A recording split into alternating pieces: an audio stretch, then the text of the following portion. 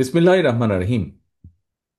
বিএনপির ওয়েবসাইটের মাধ্যমে অনলাইন পেমেন্ট গেটওয়ে কার্যক্রমের আজকের এই উদ্বোধনী অনুষ্ঠানের সম্মানিত সভাপতি জনাব মির্জা ফখরুল ইসলাম আলমগীর, মঞ্চে উপস্থিত সম্মানিত স্থায়ী কমিটির সদস্য সহ সম্মানিত কেন্দ্রীয় নেতৃবৃন্দ, আমার সামনে উপস্থিত সম্মানিত অতিথিবৃন্দ এবং অনলাইনে সম্পৃক্ত পৃথিবীর বিভিন্ন দেশ থেকে উপস্থিত নেতৃবৃন্দ এবং সহকর্মীবৃন্দ, আসসালামু আলাইকুম।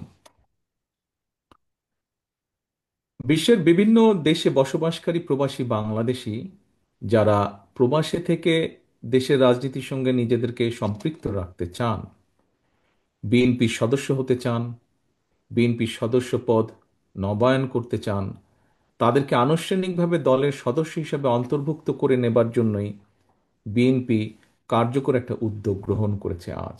এবং এরই অংশ হিসাবে আজ উদ্বোধন হচ্ছে বিএনপির ওয়েবসাইটের মাধ্যমে অনলাইন পেমেন্ট গেটওয়ে সুবিধা। প্রবাসী বাংলাদেশিগণ দূর প্রবাসে থাকলেও অধিকাংশ প্রবাসীর পরিবার পরিজন দেশেই বসবাস করেন।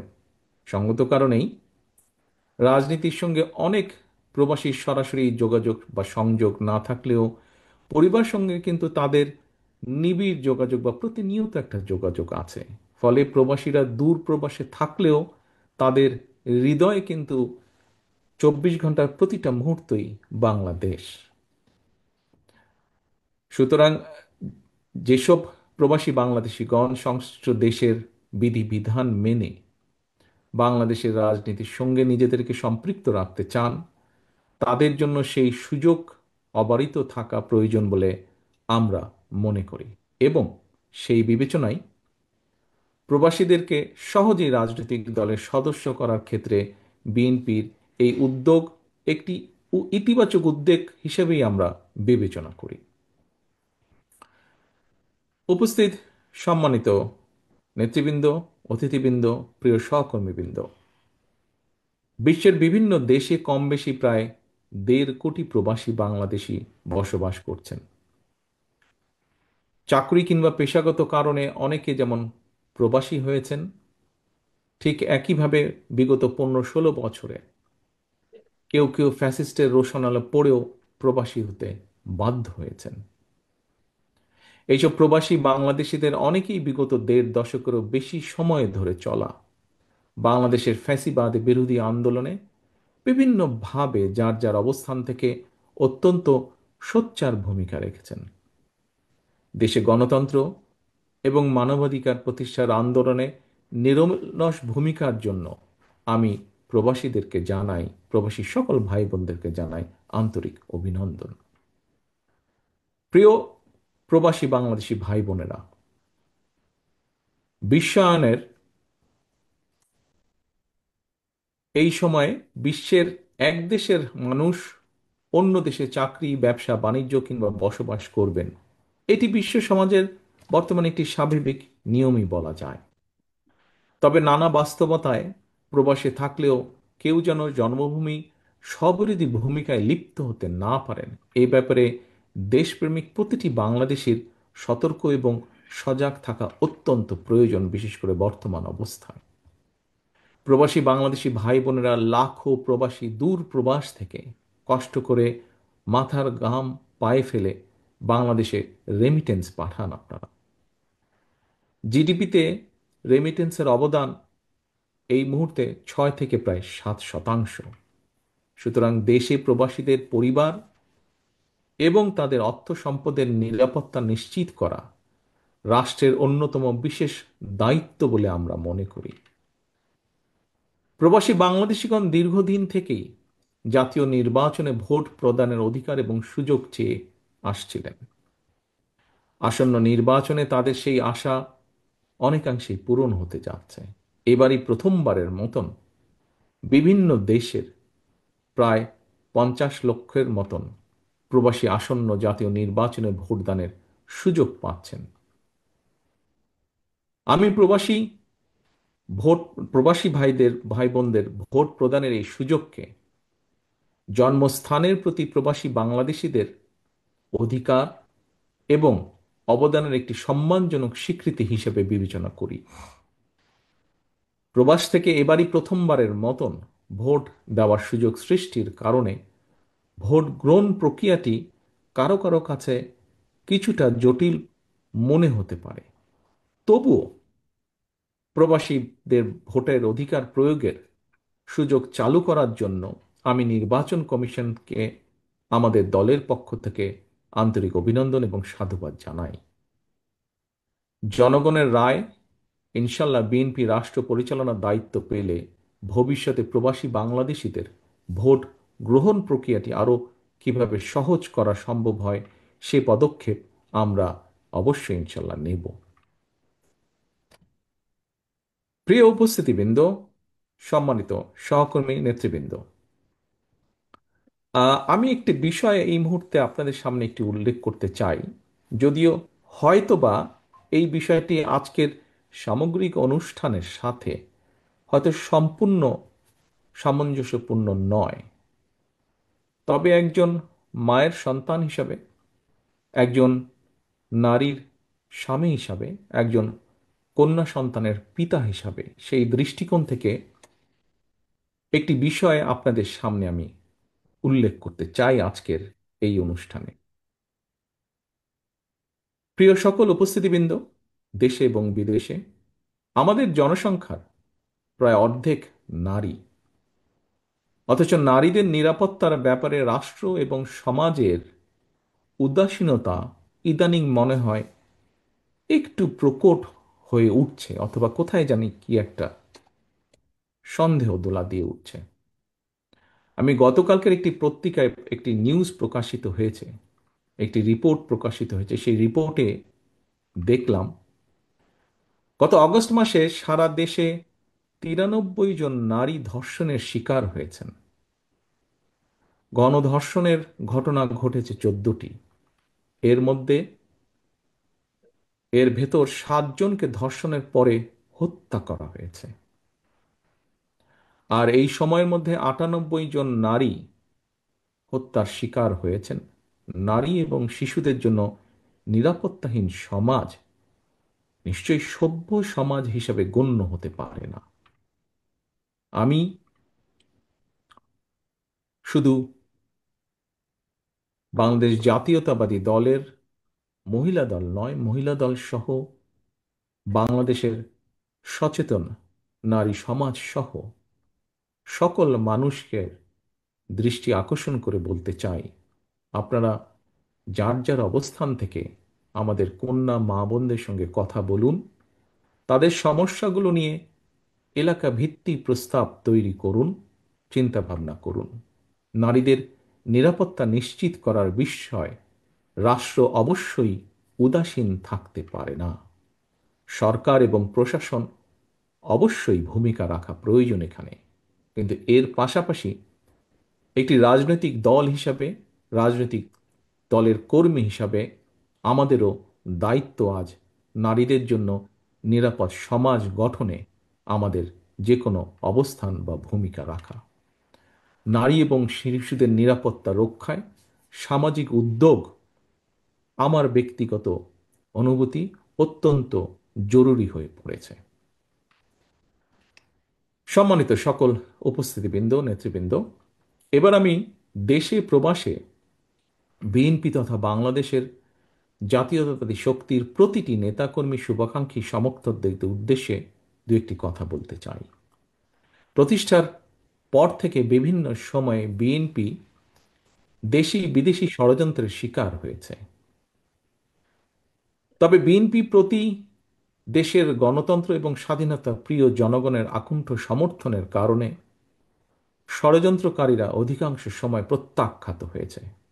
এবং বাস্তবতা হচ্ছে গণতান্ত্রিক জনগণের কাছে বিএনপি একটি বিশ্বস্ত রাজনৈতিক প্রতিষ্ঠান। যেভাবে আজকের সম্মানিত সভাপতি, অনুষ্ঠানের সম্মানিত সভাপতি বলেছেন কিভাবে বিএনপি এদেশে বহুদলীয় গণতন্ত্র চালু করেছে, কিভাবে শহীদ জিয়ার সময় বহুদলীয় গণতন্ত্র এবং কিভাবে দেশনেত্রী খালেদা জিয়ার সময় রাষ্ট্রপতি শাসন ব্যবস্থা থেকে সংসদীয় শাসন ব্যবস্থায় দেশকে নিয়ে এসেছে। সেজন্যই একটি বিশ্বস্ত রাজনৈতিক প্রতিষ্ঠান বিএনপি গণতন্ত্রকামী জনগণের কাছে। যুগের পর যুগ ধরে জনপ্রিয়তার যে এই ধারা, এটি বিএনপি ধরে রেখেছে, ধরে রাখার চেষ্টা করেছে। গণতান্ত্রিক বিশ্বের রাজনৈতিক দলগুলোর সাফল্যের ইতিহাস যদি আমরা পর্যালোচনা করি, বিএনপির অবস্থান এক্ষেত্রে যথেষ্ট গৌরবের। এই জন্য আমি সবার আগে দেশের গণতান্ত্রিক আমি জনগণের প্রতি জানাই আমার আন্তরিক কৃতজ্ঞতা। বিএনপির প্রতিষ্ঠাতা স্বাধীনতার ঘোষক শহীদ জিয়ার প্রতি জানায় বিনম্র শ্রদ্ধা। একই সাথে বিএনপির এই গৌরবজনক পথ চলায় mother of democracy Begum Khaleda জিয়ার প্রতিও আমাদের অশেষ কৃতজ্ঞতা।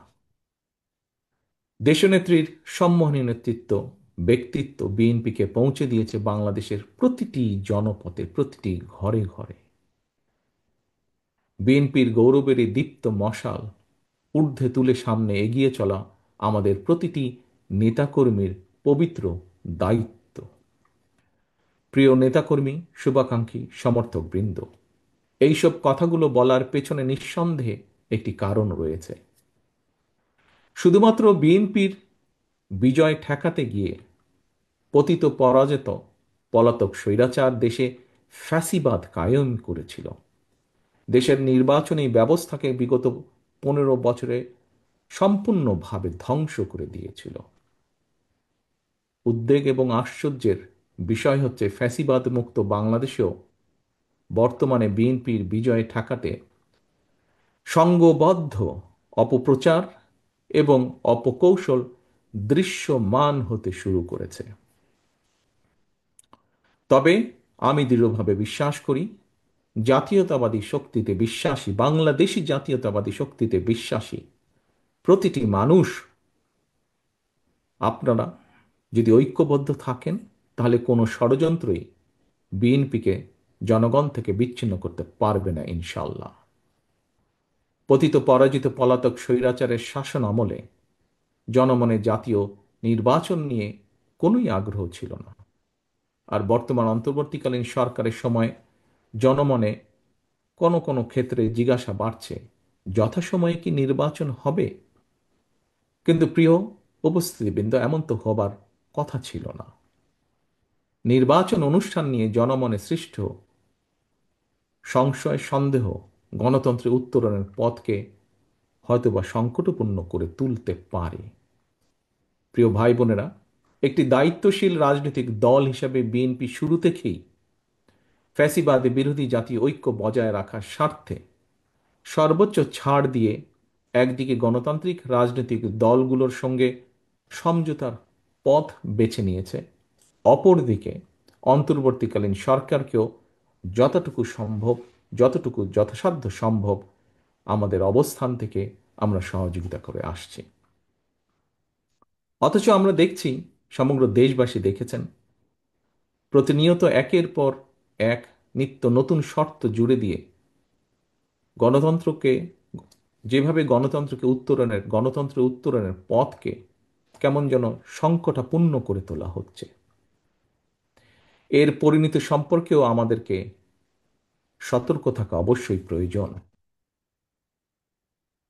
সম্মানিত সকল উপস্থিতিবৃন্দ, কৌশল এবং অপকৌশলের মধ্যে আমরা পার্থক্য বুঝতে ব্যর্থ হলে কোনো অগণতান্ত্রিক কিংবা অপশক্তির কাছে শেষ পর্যন্ত বিনা শর্তে আত্মসমর্থনের পথে হাঁটতে হয় কিনা, বাংলাদেশের এই মুহূর্তে মাঠে থাকা সকল গণতান্ত্রিক রাজনৈতিক দলগুলোকে এমন বিপদের কথাও স্মরণ রাখার জন্য আমি বিনীত অনুরোধ জানাই।